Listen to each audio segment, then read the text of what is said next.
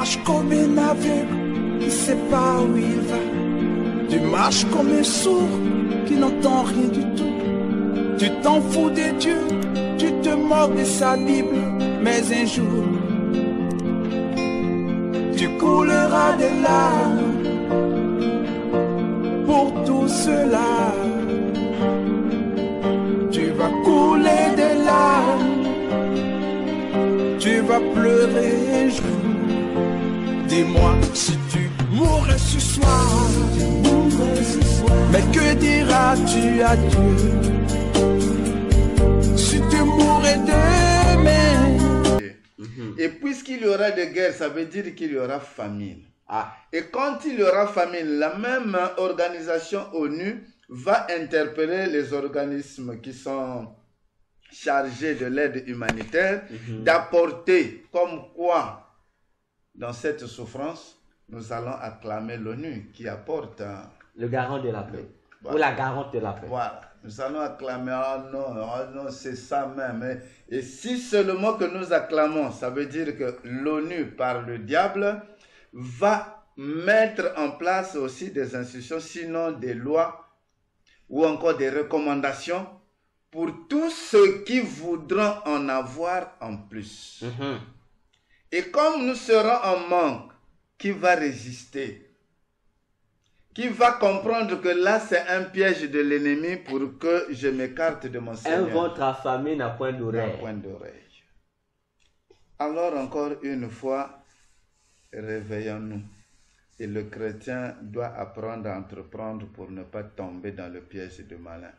Parce que la Bible nous avertit qu'il y aura un temps où le diable mettra en place que celui qui n'achètera que ce n'est que celui qui aura la marque. Celui qui vendra n'est que celui qui aura la marque. Et si cela arrivait, quel sera le sort du chrétien qui n'est pas préparé?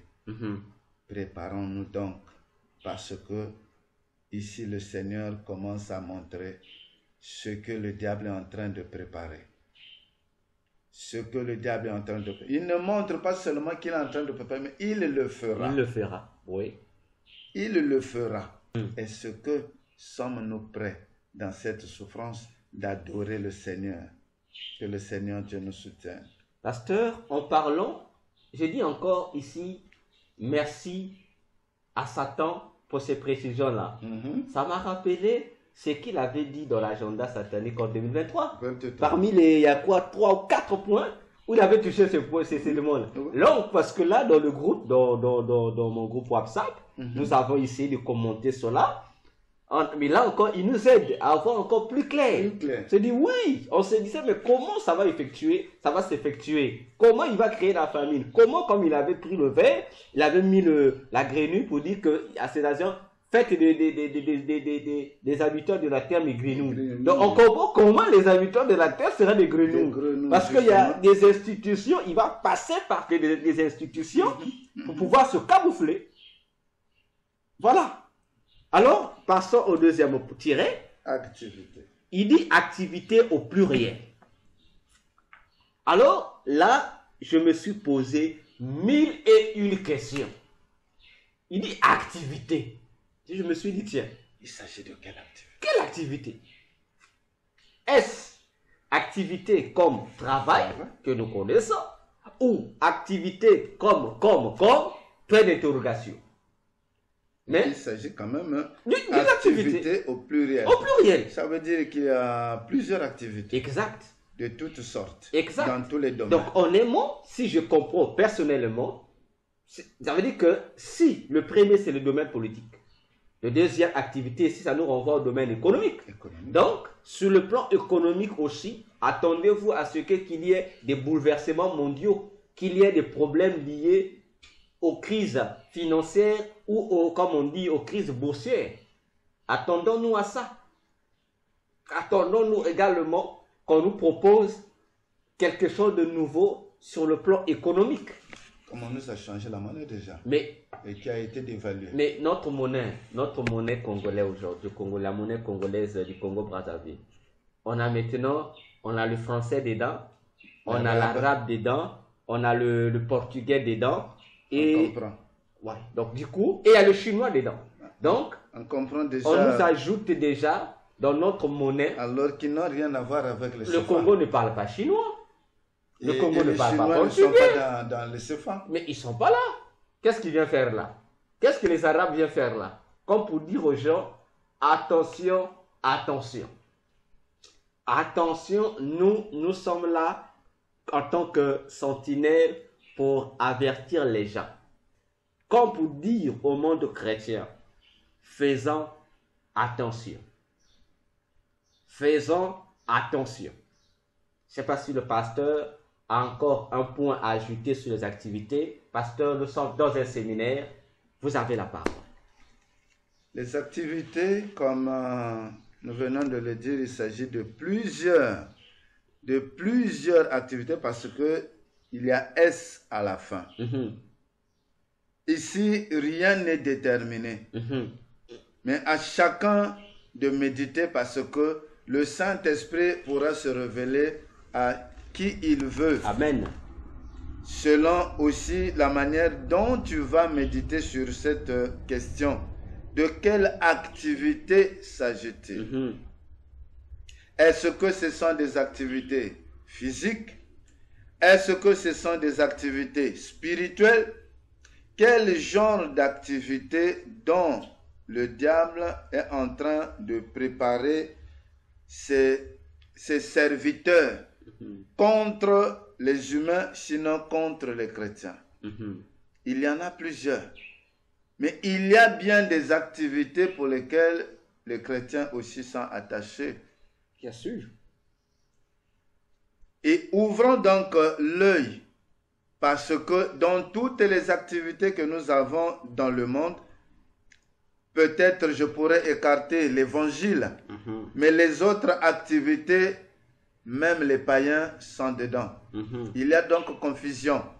Mais à nous de faire attention quand le diable va se mettre au travail. Je suis sûr, et cela me vient à l'esprit, je suis sûr qu'avant que le diable ne puisse attaquer les activités, le Seigneur avertira ses serviteurs, les prophètes. Ceux qui seront sensibles écouteront la voix. Ils les écouteront la voix. Il dit, ah, voilà ce que...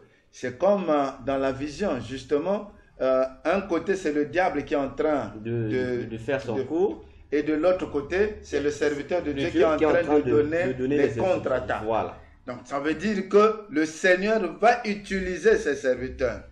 Est-ce que nous sommes prêts à écouter les serviteurs de Dieu? Est-ce que nous nous sommes préparés à recevoir l'ainsi dit l'Éternel? Préparons-nous à cela pour que nous puissions avoir toutes les armes spirituelles de Dieu pour résister au temps mauvais. Que le Seigneur nous soutienne. Amen. Alors, le dernier tiré de ce point, il dit, Satan écrit, collégialisme religieux et église au pluriel. Collégialisme religieux et église au pluriel. Alors ici, je n'ai pas besoin de réfléchir de midi à 14h. Je comprends ici, il va toucher le domaine de la religion. Il va toucher le domaine de la religion. Donc, il va renforcer les liens entre les religions et les églises. Je répète, les liens seront renforcés, les liens relationnels seront renforcés entre les religions et les églises chrétiennes. Déjà, les deux ne sont pas pareils. Les religions sont les religions, les églises sont les églises. Mais à partir de 2023, il y aura renforcement des liens. Ça veut dire, il y aura quoi? Il y aura, comme on dit, un partenariat entre les églises chrétiennes et les religions non chrétiennes. Alors, s'il y a partenariat, ça veut dire que Le côté qui sera le plus gagnant, c'est le côté des religions non chrétiennes. Et le côté perdant, c'est le côté des églises chrétiennes. Parce que toutes les lois des autres religions sont acceptées. On dit tolérance. Mais lorsque nous prenons les lois de la Bible, de la religion de la Bible, c'est là personne n'accepte la tolérance. Là, on dit il faut laisser. Non, la Bible, non. La Bible dit ceci, non, c'est pas bon. La Bible a exagéré. On dit tout. Maintenant, si les églises chrétiennes vont renforcer leur unité avec les églises ou les sectes ou les religions antichrétiennes, comprenez que les religions démoniaques vont absorber les églises de Dieu. Les églises de Dieu se verront contraintes de perdre ou d'abandonner la quasi-totalité des lois de Dieu qui font que les hommes soient en ennemis de Dieu. Ils vont enlever ça. Et si vous enlevez déjà les lois qui amènent le païen ou les agents de Satan à être en inimitié avec Dieu, automatiquement, c'est toi qui viens retrancher les lois de Dieu qui deviendra ennemi de Dieu et tu deviendras l'ami de Satan. Automatiquement. Donc là aussi, faisons attention. Je dis, faisons très, très attention avec les nouveaux partenariats, les nouveaux accords, les nouvelles alliances interreligieuses qui vont avoir lieu. Et inter-église. Oui. Je répète, faisons attention. Nous, comme de notre coutume, nous avertissons, nous annonçons. Pasteur, vous avez la parole. Sur ce qui est dit par rapport aux religions et aux églises, une question. Oui, pasteur. Pourquoi le diable souligne l'église au pluriel alors que pour Christ, il n'y a qu'une seule, même si il y a plusieurs communautés? Est-ce qu'il fait allusion à plusieurs communautés de l'église de Jésus-Christ?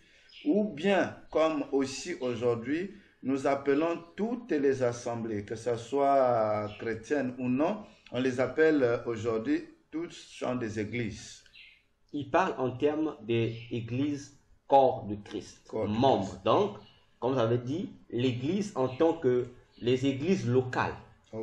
Parce que pour lui, parce que le partenariat doit faire quoi? Doit affaiblir les membres du corps.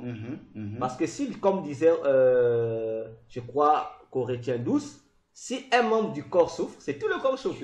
Lui, il doit créer cette désharmonie entre les membres du corps. Voyez-vous, c'est comme si on prend l'illustration de Apocalypse 12, la queue du dragon qui faisait quoi? Qui était en train d'enlever du ciel le tiers des étoiles. Mais alors que la place des étoiles, c'est dans les cieux. Mais si on enlève, ça veut dire que c'est comme si les étoiles devenaient incomplètes dans leur fonctionnement. Et c'est ce que Satan, c'est ce croisement que Satan veut faire. Parce que Satan connaît. Tout comme dans la Bible, il y a des endroits où on dit les églises du Dieu vivant. Et on dit l'église du Dieu vivant. Donc les églises, où on dit l'église qui est dans la maison d'un tel. Donc on voit les compartiments, les membres de l'église, comme on a habitué à dire, l'église, les églises locales. Donc ils seront influencés pour pouvoir amener tout ce monde-là dans cette affaire de ce qu'ils appellent le culte de l'interreligion, qui n'a jamais existé dans la Bible. Le communisme. Voilà. On va amener les gens là et les gens seront d'accord. Voilà. D'accord. Donc nous comprenons justement les relations entre églises ou entre religions.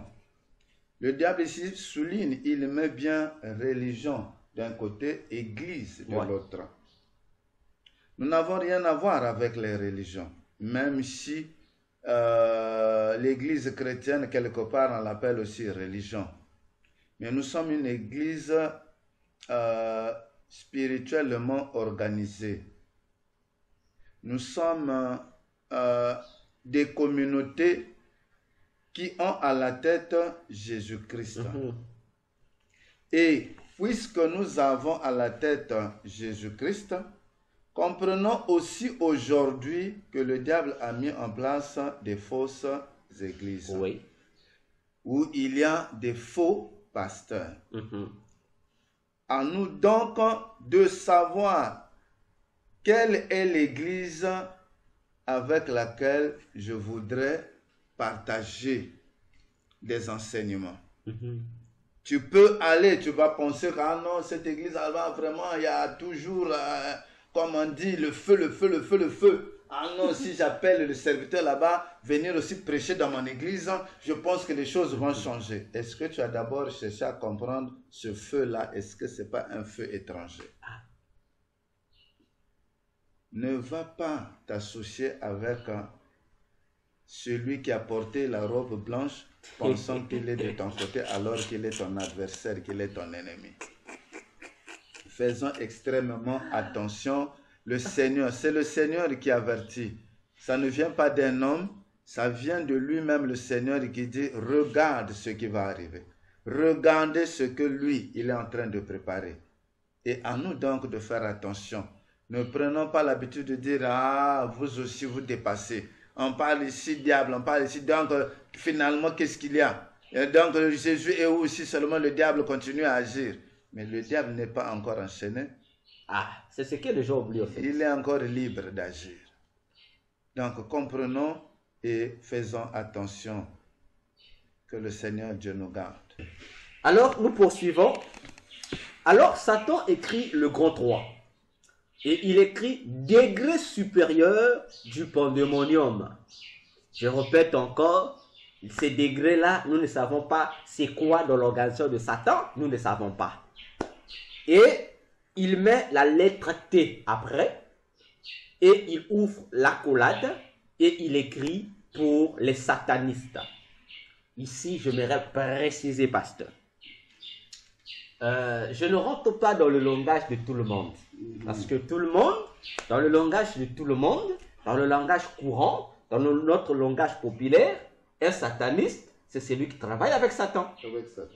D'accord. Mais je vous apprends et je vous informe. Cette conception n'appartient qu'aux humains. Dans le monde des ténèbres, un sataniste, ce n'est pas celui qui appartient à Satan. Non. C'est pas pareil. Dans le monde de Satan, lorsque tu dis sataniste, tu ne parles pas de tous les agents de Satan. Tu parles d'une catégorie précise d'agents de Satan. Donc c'est comme si tu rentrais dans les forces armées, tu disais les gendarmes. Toi, tu t'attends à ce que les gendarmes, ça soit tous les militaires qui sont. Non. Non, ce sont les gendarmes qui vont venir. C'est comme l'erreur que nous faisons le plus souvent, non? Bon, en Afrique, on dit les militaires. Mais en Afrique, on ne sait pas que les militaires, c'est une catégorie, une classe donnée des forces armées. Parce que ce sont les militaires qui vont à la défense pour combattre. Mais alors qu'en dehors des militaires, ils sont nombreux de ces classes-là. Il y a la marine, il y a ceci. Les marins ne sont pas les militaires. Les gendarmes ne sont pas des militaires. Chez Satan aussi, c'est ça. Cette précision de le gouvernement de Satan, pasteur, est exigée. Chez Satan, il n'y a pas de confusion. Satan sait que un magicien n'est pas un sorcier. Il sait que un occultiste n'est pas un... Il sait. Donc, nous, on le confond tous. Chez Satan, ce n'est pas pareil. Chez Satan, il y a l'ordre qui est ordonné là. Donc, chez Satan, lorsqu'on parle des satanistes, qui sont-ils? Et chez Satan, il y a même des sataniques. Qui sont différents des satanistes. Ils sont différents des satanistes. Mais en français, satanique et sataniste, on dit c'est synonyme. Mais chez Satan, ce n'est pas synonyme. Chez Satan, lorsqu'on parle de satanique, on fait allusion aux démons. Des sataniques, c'est-à-dire des démons. On appelle les démons. Sataniques. Sataniques, ce sont des démons. Sataniques, ce sont des démons à part entière. Ils travaillent pour Satan. Mais les satanistes, ce sont les humains qui ont atteint un haut degré dans l'occultisme, qui sont devenus, on peut dire, des représentants de Satan sur la terre. Ces apôtres. Voilà. Donc, en dehors des magiciens, des gourous, eux là, ce sont, comme on dit, comme vous avez dit, les apôtres de Satan sur la terre. Donc, comme on dit, les ambassadeurs spéciaux de Satan sur la terre. Donc, ils sont moitié humains. Donc, ce sont des humains, mais qui ont atteint un degré où donc, le degré là fait de moitié humain, moitié homme. Ce sont eux qu'on appelle les satanistes. Donc, Satan, lorsqu'il donne des ordres, il dit ça, c'est pour les satanistes. Donc, en fait, je comprends ici, il s'adresse à ces représentants légaux sur la terre. Et je vous disais ici, dans les années passées, que le représentant légal de Satan en RDC, c'était un pasteur. Le représentant légal de Satan en RDC, c'était un pasteur. On dit il est le représentant légal de Satan. En RDC, il y a plusieurs représentants de Satan. Mais il est, comme on dit, l'archi-représentant de Satan en RDC. Sur le plan, en ce qui concerne les humains. Parce que, en ce qui concerne le démon, le représentant de Satan en RDC, c'est le démon Zahir. Mais en ce qui concerne les humains, le représentant légal de Satan en République démocratique du Congo, c'est un homme de Dieu, c'est un pasteur, il est connu, il a plusieurs églises. Il est seulement pasteur, pas homme de Dieu. Hein? Non, lorsque je dis homme pasteur, j'utilise le langage africain. Il est homme de Dieu. C'est un homme de Dieu. Donc, il est même considéré parmi les pères, soi-disant, je mets Dieu avec des ministres. Prenez ça comme vous voulez. C'est un homme de Dieu. Et il est respecté. Il est respecté. C'est un homme de Dieu. Très doux. Maintenant, comment vous allez imaginer ça? Un représentant de Satan. Voyez-vous? Comme pour dire aux gens, attention avec l'organisation satanique. Satan ne blague pas. Satan ne blague pas. Je disais, on était en 2022. J'ai dit à quelqu'un qui m'avait appelé de la RDC.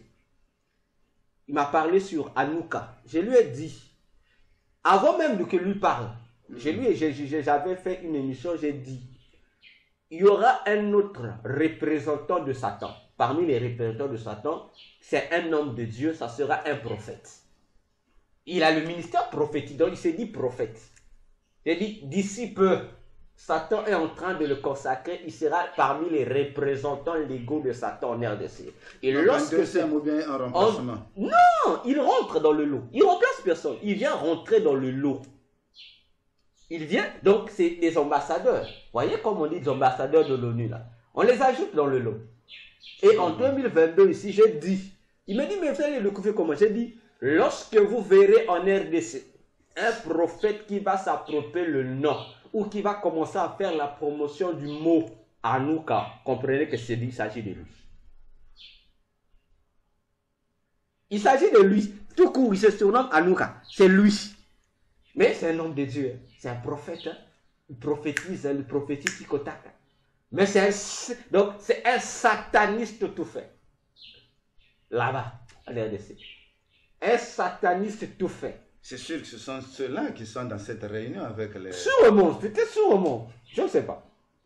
Donc, comme pour dire aux gens, faisons attention. En ce qui concerne le Congo-Brazzaville, parce que j'avais dit aux gens, en décembre ici, j'ai dit 2023, nous allons dire des vérités. Si on va me tuer, on n'a qu'à me tuer. Le représentant légal, hein? Donc je dis d'abord, j'explique aux gens, je dis au Congo-Brazzaville ici, chez nous au Congo-Brazzaville, le représentant légal de l'église de Jésus, c'est-à-dire l'église de Dieu, ici au Congo, le représentant légal.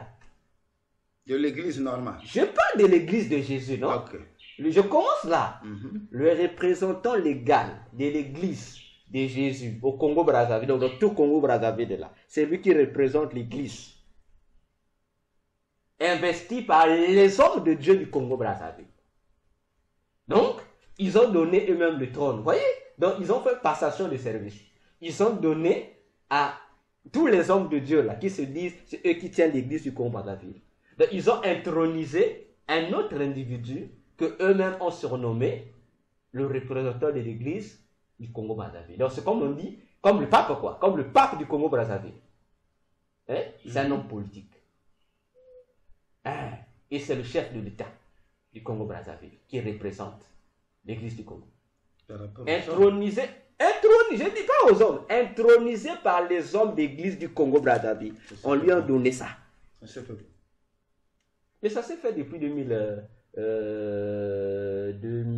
on est entre 2012 et 2013. On lui a donné ça.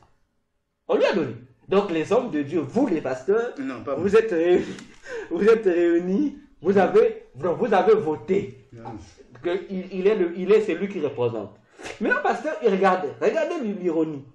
Or, ce président de la République là, ce président de la République congolaise, il fait partie des hauts représentants de Satan en Afrique.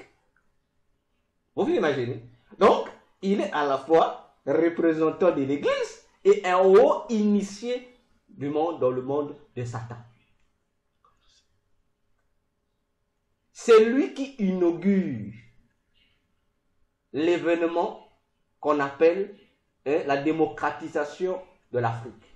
Parce que vous savez, je suis né en 90. Vous savez, ça a commencé à se faire là, non? Dans la nuit de décembre, la nuit du 31 décembre 1990, dans les réunions mondiales de Satan, il y a eu la réunion mondiale de Satan là-bas. Dans cette réunion-là, ce plan-là de la démocratisation de l'Afrique a été voté par Satan en personne là-bas. Et l'ironie, c'est que le vent de cette démocratisation va commencer au Congo-Brazzaville. Ça commence au Congo-Brazzaville. Pourquoi? Parce qu'il y a un élément qui a été choisi là, le représentant là. Pas selon Jésus que je crois. Non, pas Jésus, là, on en voit. Là. Et cet individu, peu importe ce que tout le monde va dire, ce qui fait sa force, son pouvoir, son pouvoir ne vient pas de vous. Ça ne vient pas de vos votes. Ça vient de là-bas. Tant que le Satan ne va pas décider de sa destinée, dit bon, on te destitue comme on a destitué Mobutu, parce que les gens pensent que Mobutu a été destitué parce qu'il était malade. Faux. Les gens pensent que Mobutu a été destitué, non, parce qu'il était devenu faible. C'est faux. La destitution de Mobutu prévenait de Satan déjà lui-même. Parce que Mobutu était le roi de tous les sorciers de la RDC. Il était leur roi. Je ne parle pas de la Primacuria, ça c'est autre chose. Dans la Primacuria, il était un dieu dans la secte qu'il avait créée. Mais je dis, dans le domaine du mysticisme en RDC, Mobutu était le roi de tous les mystiques de la RDC. Donc voilà pourquoi Mobutu, aucun mystique ne pouvait le résister en RDC. Mais il y a eu quelque chose qui s'est passé qui a fait qu'il soit destitué. Donc sa destitution a commencé depuis le monde des ténèbres. Donc dès qu'on a destitué, ça veut dire qu'il a perdu le pouvoir sur tout le plan. C'est pourquoi il y a une parole, il disait, vous n'avez attendu que je sois fait pour m'attaquer. Oui, il n'est pas bête. Ça, ouais. Il n'est pas bête. Il ne parlait pas de la faiblesse de la maladie. Il ne parlait pas de la maladie. Parce qu'il a été décidé. Il a été désavoué là-bas.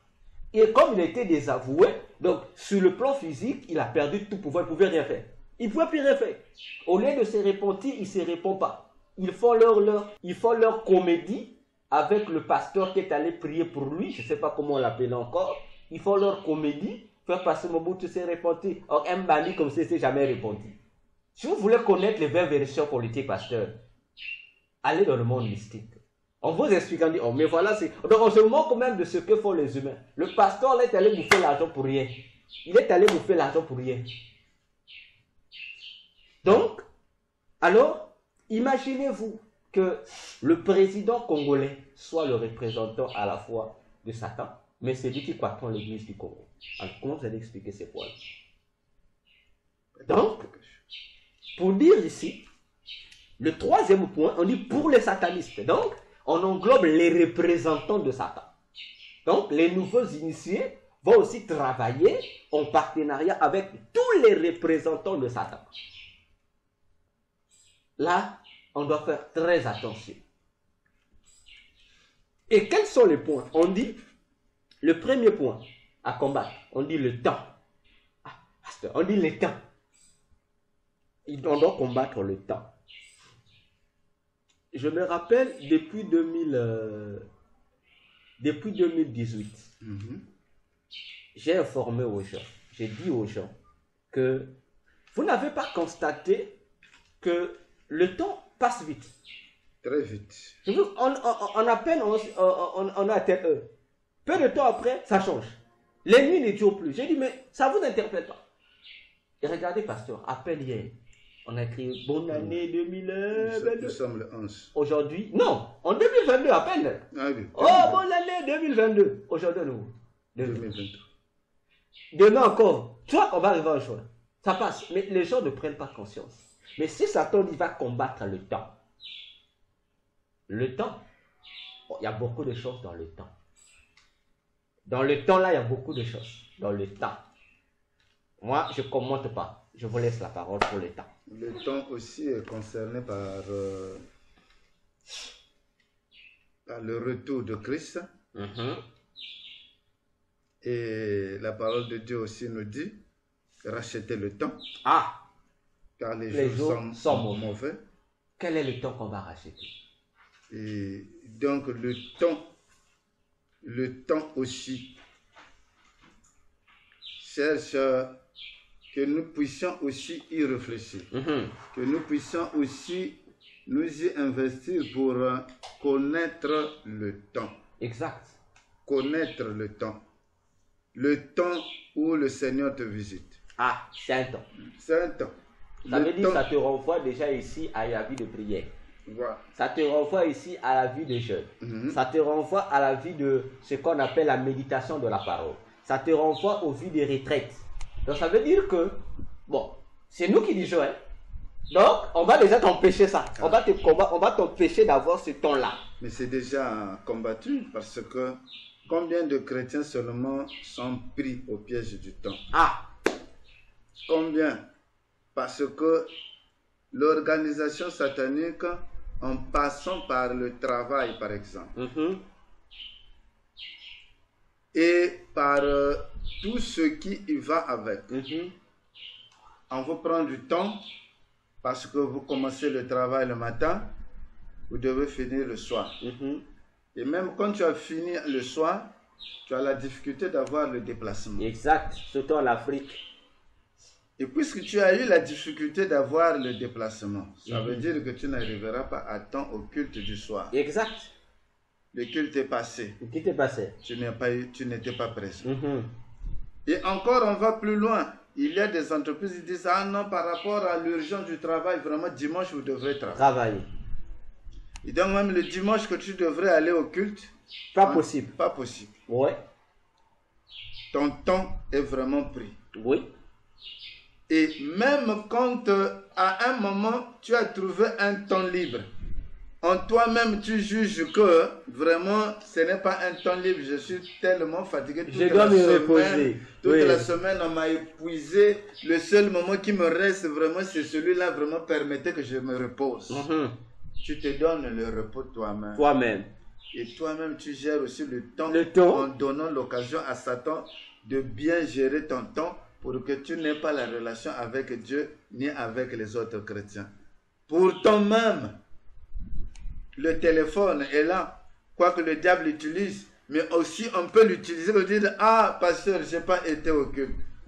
Je veux savoir ce qui s'est passé. Oh, est-ce qu'il a le temps de savoir?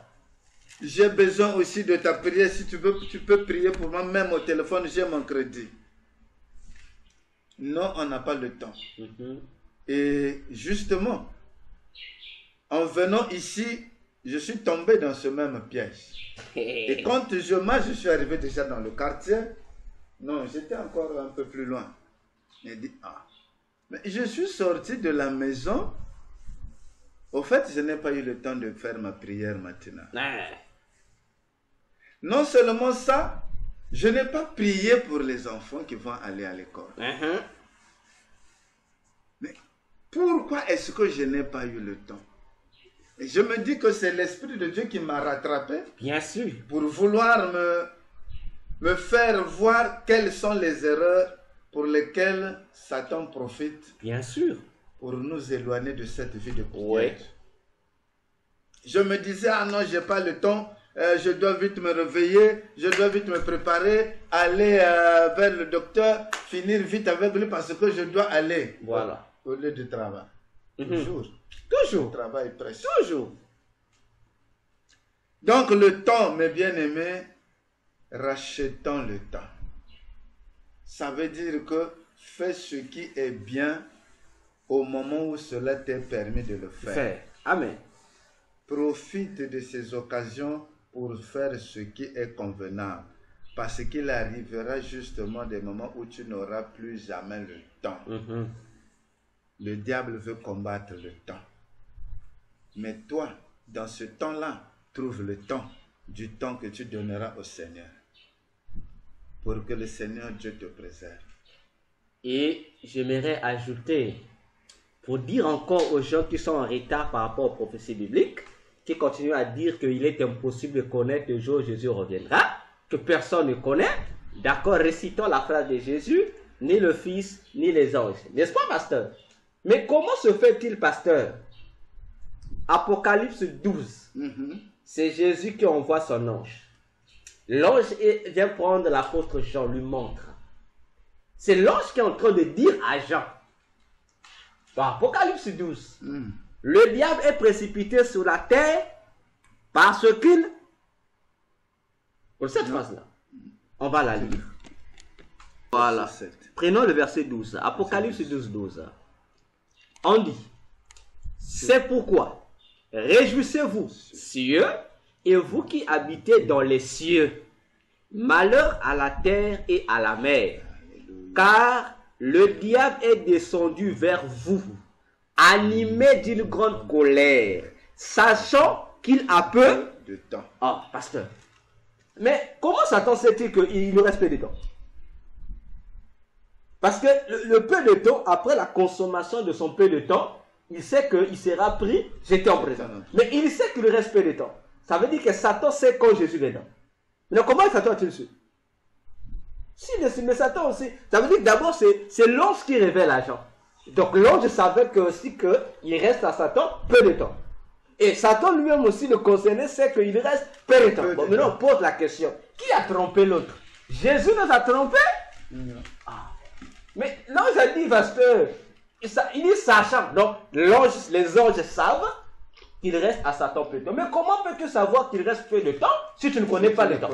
Si tu ne connais ni les jours, ni l'année, ni le mois. C'est impossible. Comment? Mais l'ange est précis à Jean. Il précise à Jean. Et Satan aussi, ses démons savent qu'il leur reste peu de temps. Mais comment savent-ils qu'il reste peu de temps? Parce qu'ils savent que le temps qu'il reste, c'est limité à ceci. Mais limité à ceci par rapport à ça, ils savent que nous, il y aura tel moment, ils savent. Je ferme cette parenthèse. On y reviendra. Alors, le deuxième tiret que Satan évoque dans ce grand 3, il dit contre la main sacerdotale chrétienne. Contre la main sacerdotale chrétienne. Ah, Satan. Contre la main chrétienne sacerdotale. Donc, il va combattre la main. La main qui doit travailler dans le sacerdoce chrétien. Il va combattre cette main-là. Autrement dit, si Satan va combattre la main, ça veut dire qu'il va rendre cette main inactive. Il va, autrement dit, il va rendre inactive, il va paralyser la main, il va utiliser tous les moyens possibles pour que cette main ne soit plus capable d'exercer dans le sacerdoce chrétien. Or, pasteur, nous savons une chose. Lorsque nous parlons du sacerdoce, on parle de l'œuvre de Dieu. Pasteur, ce qui est curieux, Jésus dit quelque chose. Je pense dans Matthieu 9, je pense vers les derniers versets, à moins que je me trompe. Il dit, la moisson est... Priez le maître de la moisson pour qu'il envoie les... Il parle de la moisson. On fait allusion à quoi? Quel travail? C'est l'œuvre de Dieu. Non, on fait allusion à quel travail? Le pastorat. Okay. L'agriculture, en fait. Oui, la moisson. Donc, on fait la moisson avec les mains. On fait la moisson, on ne parle pas de la moisson d'aujourd'hui où on a des tracteurs. Non, non, non. C'est alors pourquoi je dis souvent aux gens, tu vas remarquer que lorsque Dieu veut se révéler à toi dans une vision, dans une prophétie ou quoi, Dieu utilise rarement les choses modernes. Il se révèle à travers les choses antiques. Parce que dans les choses modernes cachent les véritables explications des choses. Or, pour comprendre la signification de la chose, il faut repartir dans l'ancien temps. Et là, tu comprendras. Et Jésus utilise la main. La moisson, on doit travailler le champ. C'est pourquoi dans 1 Corinthiens 3, verset 9, Paul dit que vous êtes le champ de Dieu. Mais dans le champ de Dieu, on utilise les mains. Ce sont les mains, parce qu'il faut cultiver, il faut planter et il faut déraciner. C'est avec les mains. Mais si Satan va combattre les mains, ça veut dire, c'est une attaque à domicile dans l'église de Dieu. Ça veut dire tous ceux qui sont dans le sacerdoce. Voilà. Donc ça veut dire qu'il prépare, on veut dire, un coup d'état contre Dieu pour prendre les serviteurs de Dieu pour en faire ses serviteurs. Moi, je me limite là. Pasteur, vous avez la parole. C'est vous le pasteur. C'est vous le berger. Moi, je me limite là. Ah, le diable. Ah, le diable. C'est un adversaire de taille. Mais on dit qu'il paraît, il ne faut pas dire que Satan est puissant. Lorsque Satan est puissant, tu l'entêtes. Oh. Même dans sa puissance, il a été déjà vaincu. Parce qu'il n'est pas tout puissant. Ouais. Il est seulement puissant. Oui. Au-dessus de lui, il y a celui qui est tout puissant. Ouais. Donc, aussi la main sacerdotale. Sacerdoce. On nous a bien expliqué de quoi il s'agit. Sacerdoce, et nous comprenons ce que cela aussi veut dire pour ceux qui sont chrétiens. Et dans le sacerdoce, c'est tous ceux qui sont là, qui œuvrent dans l'œuvre du Seigneur. Et si le diable se lève pour envoyer ses satanistes contre ceux-là, alors que doit faire le serviteur? Il doit veiller aussi sur lui-même. Amen. Je me souviens d'une parole où Paul a demandé aux chrétiens, priez aussi pour moi. Mais nous savons et nous témoignons que Paul était vraiment rempli du Saint-Esprit. Exact. Pourquoi demanderait-il que les chrétiens, je dirais peut-être encore les bébés par rapport à lui, qu'il leur demande encore de prier pour lui? Parce que justement le front avec Satan n'est pas facile. Il n'y a que Dieu qui peut nous sortir victorieux là-dedans. Quand le Seigneur a dit, même ici, comment la phrase est partie selon la Bible,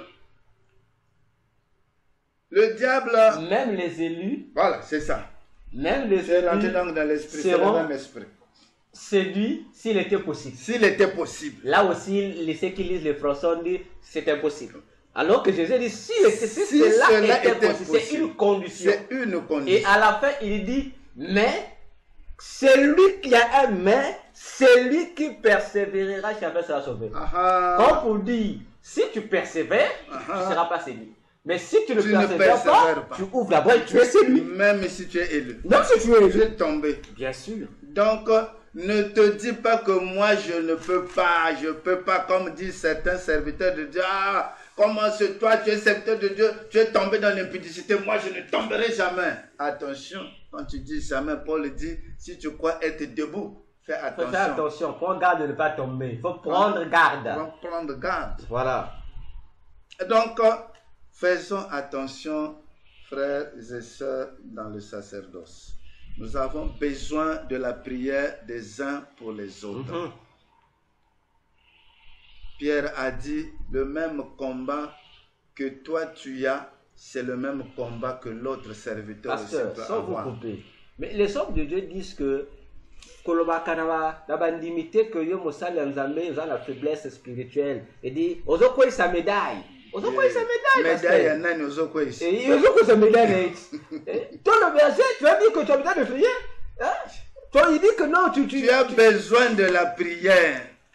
Demande aux chrétiens de prier pour toi. Déjà, on nous a mis en garde contre le collégialisme. Voilà. Fais attention. Aujourd'hui, ça se passe même le collégialisme. On invite des serviteurs. Ah non, viens prêcher dans mon église. Est-ce que tu sais, là où on t'a invité d'aller prêcher, est-ce que c'est l'église de Jésus-Christ? Ah. Peut-être c'est un piège pour toi et quand tu vas rentrer là-dedans, on t'attrape. C'est pas l'église, c'est l'église chrétienne. Ça porte le nom de Jésus, donc on peut aller enseigner là-bas. C'est la famille, comme l'expression. Peut-être que c'est un piège pour toi. Ah, celui-là, qu'est-ce qu'il veut faire voir? Dès qu'il mettra pied ici, ça veut dire qu'il a changé de camp. Et tu es affaibli, hein. On t'attrape. On te met quelque chose. Et quand tu vas repartir dans ton église, on ne va plus te reconnaître. Oh, est-ce que c'est le même? Mais qu'est-ce qui est arrivé? Tu ne sais pas là où tu es tombé. La Bible dit, faites attention. Alors, chers collègues dans le sacerdoce, aussi, faisons attention. Réveillons-nous. Ne faisons pas les prières pour le plaisir de prier. Ah oui, moi je prie toujours. Et quel genre de prière tu es en train de faire? Comment est-ce que tu es en train de conduire ta vie spirituelle, ta vie de prière? Nous avons besoin que les autres nous soutiennent. Parce que ce que eux ils vont demander dans la prière, peut-être que toi-même tu ne l'as jamais demandé. Oui. Parce que tu es trop sûr de toi-même. Voilà. Et ce qu'ils vont demander, quand le Seigneur écoute leur prière, le Seigneur viendra te donner des révélations. C'est comme ça. Pour que tu changes, pour que tu t'améliores, pour que tu reviennes au bon sens. Voilà. Que le Seigneur encore nous soutienne. Le dernier point que Satan évoque, il dit, il n'écrit pas, il ne dit pas contre l'éducation. Non, non, non. Là, il ne dit pas contre l'éducation. Il dit pas contre l'éducation. Il dit l'éducation. Donc, nous comprenons encore ici que l'éducation... Bon, je ne sais pas si c'est l'éducation scolaire, ou si c'est l'éducation familiale, ou c'est quelle éducation, mais ici, nous globalisons toutes ces éducations-là. Ça veut dire que, attendons-nous à voir des modifications dans l'éducation. Il y a eu déjà des modifications. Déjà, mais dernièrement, lorsque nous avons exposé sur l'agenda satanique, on a reçu des témoignages en Europe déjà, où les écoles commencent à modifier l'éducation. Où on commence déjà à prévoir, d'autres écoles enseignent même la pornographie, on enseigne ça maintenant aux enfants. Depuis les classes des maternelles, on commence à enseigner les enfants du primaire la pornographie. Et en classe, la pratique en plus. On dit non, c'est pour aider les enfants à comprendre les choses. Voilà comment Satan joue avec nos esprits. Pour dire encore ici, pour interpeller les parents chrétiens, faisons énormément attention. Faisons énormément attention avec l'éducation de nos enfants. L'apôtre Paul dans Éphésiens 5 nous rappelait un point important. Éduquons les enfants selon le Seigneur. Amen. Dans ta tradition ancestrale, s'il y a des valeurs qui vont nous pair avec le Seigneur, prends-les. Mais si ce sont des valeurs qui contredisent le Seigneur Jésus, ne prends pas cela. Que ce soit à l'école, que ce soit n'importe où, lorsque tu constates qu'ici, en tout cas, ça va à l'encontre de ta foi, dis non. Chose que les chrétiens ne disent pas. Mais un enfant musulman, pasteur, peu importe l'école où il est, déjà le parent vient et dit, mon enfant est musulman. Ça, il ne fera pas en obéir. Mais les chrétiens ont peur. Dès qu'il arrive, l'école lui fait déjà la guerre. Nous ici. Les chrétiens disent non, c'est l'école. Voilà où les chrétiens tombent, où l'éducation chrétienne baisse et n'a plus de valeur. On dit là-bas, c'est l'école. Mais ce n'est pas parce que c'est l'école que mon enfant doit être tout permis. Ah non!